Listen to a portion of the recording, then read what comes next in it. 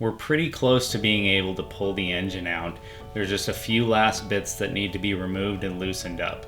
So I'm going to start today by taking out the radiator, the hoses, and a few of those other bits that go along with that. And then we've got to deal with the accessories like the air conditioning compressor, the power steering pump, and the downpipe. So there's a couple of other bits here and there. We'll get to that, but I'm going to jump right into it because we got a lot of work to do.